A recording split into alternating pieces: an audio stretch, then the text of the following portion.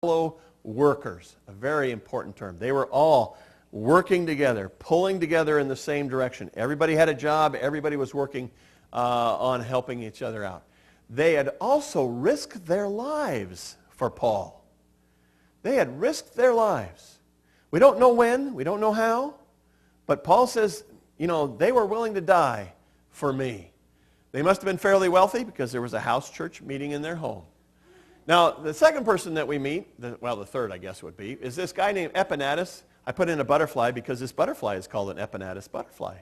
And he may have been a dear friend of whoever named that butterfly. I don't know what. But he was a dear friend of Paul. And Paul says he was the very first convert in the province of Asia, which is part of the country of Turkey today, and included that huge city of Ephesus, which was a big metropolis in Paul's day. And so Paul says to greet him, and I can just imagine that Paul was just thrilled that this guy was there, and he remembered him fondly. Mary is an unknown Mary, except that she worked very hard for the Roman Christians. She was there doing what she could, doing everything that she could, working very hard for them. Andronicus and Junius are the strange couple, the controversial couple in this particular passage. Paul says that they were relatives of Paul. They had been in prison with him. They were Christians before Paul, which is an amazing thing. Had accepted Christ before Paul even had. And the key phrase is that they were outstanding among the apostles. That is an interesting phrase. But who was this Junius person? Now the NIV and also the RSV and the NASB and the New Jerusalem Bible assume that it's a masculine name. On the other hand, the King James and the NRSV and the Revised English versions think that it's a feminine name. And so we have to ask whether or not this person is a man or a woman. And this may seem like a trivial point, except for the fact that this person is called an apostle. And there are people in this world who say, no, women cannot be apostles. They cannot be leaders in the church, and therefore this has got to be a man. Now, Junia, the feminine form, is found all over Greek literature. But Junianus, which is the masculine form, and you'd have to have a contracted form of that, is unknown. There's nobody that they can find in any Greek literature of a person whose name is Junius. So it seems, and all the old Greek manuscripts all say Junia, so it seems that this person has to be a woman, and we have to deal with the fact that she is outstanding among the apostles. So how can Paul call these two people, Andronicus and Junia, a husband and wife team it seems to be, an apostle when they were clearly not among the 12? I don't know that I can list all 12 of the apostles, but Andronicus was not one of them, I'm pretty sure, and Junia was not one of them either. But Paul uses this word apostolos, that's another Greek word, sorry about that today, to refer to other people besides the official 12. Okay? It can refer to messenger, it can refer to any commissioned missionary, and Paul talks about commissioned missionaries being apostles. And he views himself as one of those kinds of an apostle. In this context, it's probable that Andronicus and Junia were considered to be missionaries commissioned by the church. We don't know who these guys are, but we find out that some of these people are those of Aristobulus. They were slaves owned by this guy named Aristobulus. And this was the kind of people that had come to know Jesus Christ, slave people. Herodian was probably a freed slave. If you ever watched Ben-Hur, you remember he gets in the ship and they get in a shipwreck and he saves the admiral and the admiral makes him his son, a freedman. We believe that he's a free, and he gets his name from the guy who used to own him, Herod, a wonderful guy in the Bible. Narcissus is also a freed slave and part of the household of Narcissus and had come from another slave home. Other folks that we only have mentioned here, Rufus is a fun guy. Rufus is the same name as the son of Simon of Cyrene. When Jesus Christ was carrying his cross to die, a man named Simon of Cyrene is commandeered, shanghaied into carrying Jesus' cross for him. And in the book of Mark, we read that Simon of Cyrene was the father of Alexander and Rufus. Now, because Mark mentions their names, we believe that they became Christians and were well known in the churches that Mark was writing to.